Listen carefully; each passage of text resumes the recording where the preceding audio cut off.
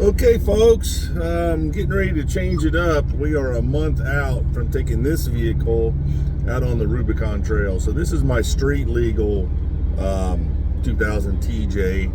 I have changed the axles in it. I put Core 2 axles in it, similar to Dana 44s. I've got 38-inch mild start Patagonias that are wore out on it. We run about 10 pounds of pressure out on the trail. This thing's so light it really doesn't sink it where the diffs drag. So very happy with the clearances, and it gets pretty good traction. We'll find out how well it does on the Rubicon, but it's street legal because we don't know if we're going to do the trail both ways, or if we're going to do it one way and then drive the 89 miles around from Lake Tahoe back to the Loon Lake campground. We were super nervous because we had committed to doing this, and because of the situation, we were going to end up just being a solo Jeep. I reached out on the Rubicon Trail Foundation Facebook page, and some people reached out back and said, hey, you're welcome to go with us. So we are a group of 4 Jeeps. I think that folks are from Oregon, and they're going to meet. So we're going to meet in California on the Monday. I think it's Monday the 16th. I'll have to look. And then we're going to take off on the trail then we're going to stay at the Ice House Resort. And we're going to take off on the trail on Tuesday. So I've got space back here in the back. We've got a tent. We've got a sleeping bag. We've got tools. We're going to have a cooler. I've got this Jack Russell Terror that's actually running around on me right now. He's going to go. He's still a little apprehensive about getting in the vehicle, and he doesn't like it when it stopped. He wants it moving. And today's kind of a crappy day. Looks like it's going to storm any minute, so I got the windows on, and he ain't liking that because he likes sticking his little head out the window. So anyway, he's going to go, and I'm looking. I bought a small welder, and I'm looking for a portable small generator because my welder is just a little bitty one. It's enough to weld, to do an on-trail repair. We're not going to do a complete fabrication out there, but if I had to weld tie rods or blank brackets or whatever, we'll have the capability of making on-trail repairs. And on the suggestion of another YouTuber, I want to take a whole bunch of 9mm wrenches just to use as welding material, because I think I used a 9mm wrench once and it was probably the wrong size. But anyway, we're going to take this bad boy out, and we're gonna do the Rubicon Trail. I've been looking forward to doing this for quite some time. It was one of the first trails I watched on YouTube back when we started this Jeep adventure, when COVID started, and I told myself I was going to take time and do this, and unfortunately we had to work so many hours during COVID that I really didn't take advantage of doing the things I wanted to do. That was a tough time, and a lot of things just were not good for our situation. My dad had some health problems. Gene had cancer. Again, we were working nonstop, and it wasn't fun. So because I told myself I was going to do that, I'm going to do it. We're going to take off.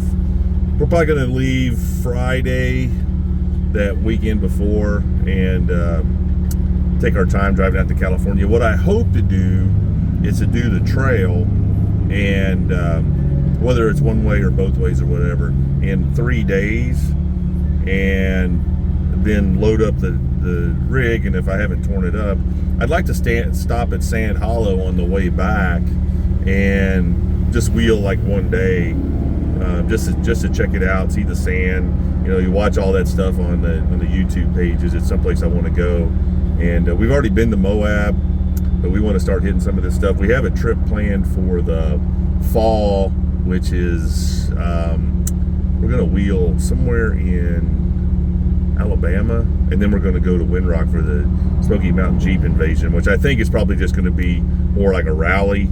But we're taking our Jeep and we're going to do it because we haven't done it.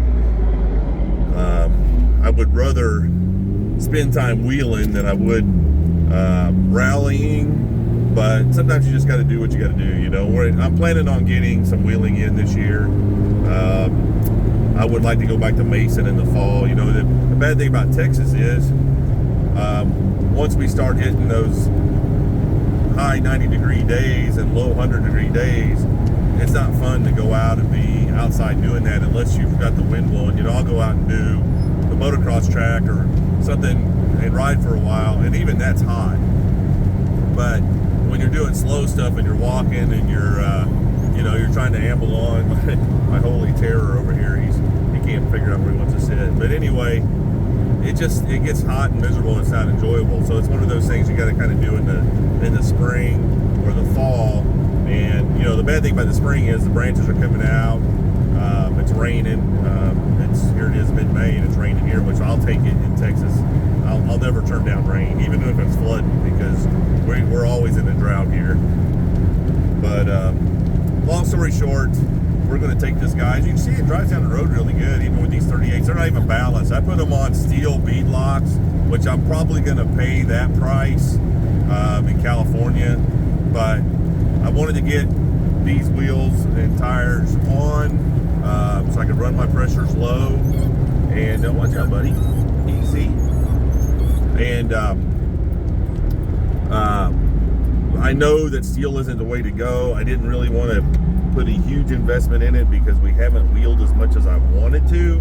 But I know when I get back from California that the wheels are going to be bent. I'm expecting it. But it was my trial.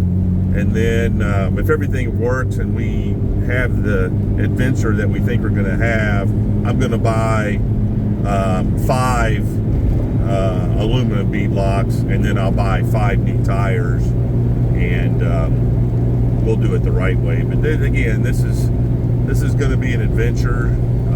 Really looking forward to it. I'm going to take a set of 35-inch wheels and tires that I have and throw them in the back of the truck in case I do beat these up. We'll use those in Utah if we make it that far. I've got this thing geared at 513s, which will allow this Jeep to run 70 down the highway, even with the 38s. It's with these heavy wheels, it's a little bit of work, and I usually run about 65.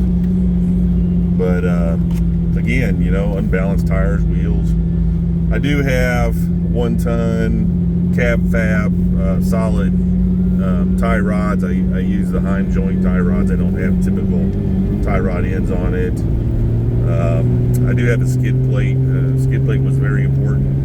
Gene turtled this thing one time in Mason when we were first learning how to wheel, and parked it on the oil pan and exhaust. It didn't do any damage, but it was like, okay, well, it shows you how vulnerable these vehicles are underneath. So we got that covered. I've got a slip yoke eliminator kit on the back, so my drive shaft angle's a little bit better. 513 gears, heavier axles, heavier steering. We added to the roll cage.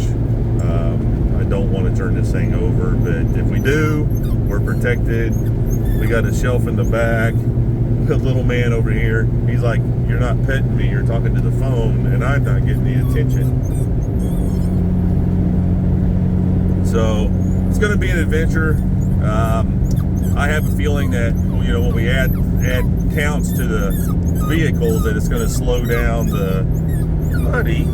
it's going to slow down the trip a little bit. I really like to keep our packs small.